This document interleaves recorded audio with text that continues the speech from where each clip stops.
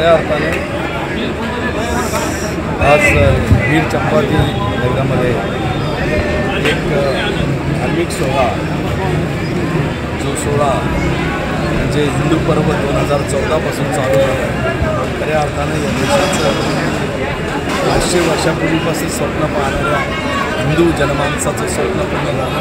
त्या देशामध्ये काशी विश्वनाथाचं जन्मोद्धार झाला। अशा हिंदू पर्वामध्ये ज्या ज्या अतिक्रमितांनी फक्त आदिलशाह असो, मुघलशाह असो, निजाम असो, बाबर असो, ज्यांनी आमच्यावर राज्य करून आमचा इतिहास, पौराणिक इतिहास मिटवण्याचं काम केलं, त्या पौराणिक इतिहासाला जागृत करून खऱ्या अर्थानं या देशाचं हिंदू पर्वाला खऱ्या जागण्याची भूमिका घेऊन हे अभियान चालू आहे। हनुमान चालीसा पठण आणि महाराज आणि तेच आज चंपावती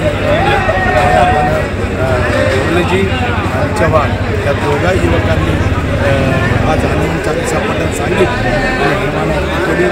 सर्व संत महंत या व्यासपीठावर बोलून निश्चितपणे तो काळ होता खऱ्या अर्थानं ज्या काळामध्ये जिहाद्यांनी इतका उन्माद केला होता आणि आज परत हिंदू पर्व असताना जे जे जिहादी लोक वर काढतील त्यांना खऱ्या अर्थानं आज हे जे हनुमान चालीसा चालू आहे हे हिंदू पर्व आहे आणि या हिंदू पर्वात सर्व हिंदू जागृत झाले आहेत। निश्चितपणे जिहाद्यांना उत्तर देण्यासाठी आणि या धर्म संस्कृतीचं रक्षण करण्यासाठी संत महंताचं रक्षण करण्यासाठी खऱ्या अर्थानं त्यांनी जे आचरण दिले, त्यांनी जी संस्कृती दिली तिचा परिपाठ करण्यासाठी ही हनुमान चालीसा आहे। आणि निश्चितपणे बीड शहरामध्ये ज्या पद्धतीने गोमाताचं हत्या आणि लव जिहादचे वाढते प्रश्न हे बघता कुठेतरी जिहादींचा थैमान अजूनही या बीड शहरात आहे आणि ते थैमान थांबवण्यासाठी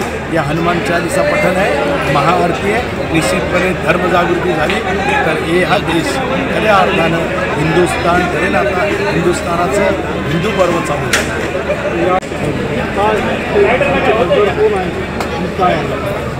इम्तियाज जलील नावाचा एक खऱ्या अर्थानं आमच्या हिंदू संस्कृतीला गालबोट लावणारा, आम्हाला डिवचवणारा, आमच्या धर्माला डिवचवणारा, गोकुळ अष्टमीच्या दिवशी ज्यावेळेस महानगरपालिकेच्या आयुक्तानं मांस विक्री बंदी केली होती त्या बंदीच्या विरोधात जाऊन सगळ्याला आमंत्रण करणे, मांस खाण्यासाठी उघड्या आमंत्रण देणारा हा खऱ्या अर्थानं हा जिहादी। त्यामुळं याच्या विरोधात आम्ही बोललो होतो। निश्चितपणे हा दुर्दैवाने निवडून आला होता आणि त्यामुळे आम्ही त्याचे पौराणिक आमचे जे आहे संस्कृतीचे ते रक्षण करण्यासाठी आम्ही रस्त्यावर। या पद्धतीने भाजपचा कुटुंबला नवीन अजेंडा आहे? नाही, हा नवीन अजेंडा नाही आहे। या राष्ट्राची संस्कृती जी आहे, या राष्ट्राचा पौराणिक इतिहास जो आहे तो जतन करणे, संवर्धन करणे आणि त्याचं रक्षण करणे ही भूमिका भारताने। आमच्याकडं आदिलशाह, मोगलशाह, बाबर, निजाम आणि त्याच्यानंतर इंग्रज 2014पासून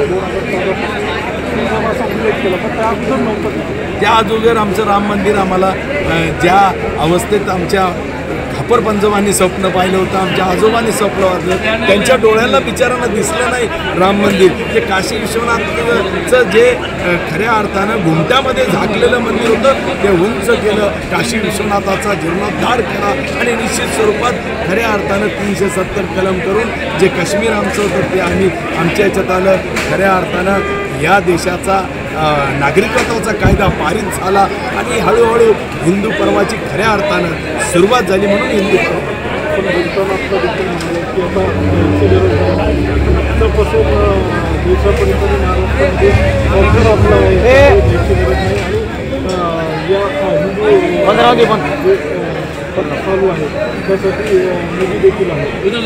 खरंच आहे।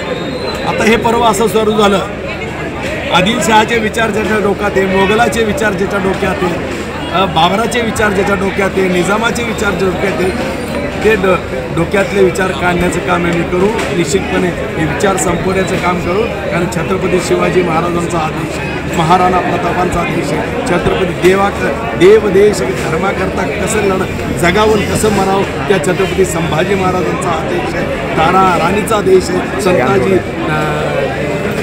संताजी महाराजांचा हा देश आहे आणि निश्चितपणे या विचाराचं पायी घेऊन खऱ्या अर्थाने सुरुवात झालेली आहे. छत्रपती संभाजीनगरचं नामकरण झालं ना, जे औरंगाबाद होतं, उस्मानाबाद होतं, ते धाराशिव झालं, अहमदनगर होतं, ते अहिल्याबाई नगर झालं आणि अशा पद्धतीने खऱ्या अर्थाने सुरुवात झाली म्हणून हिंद पर्व.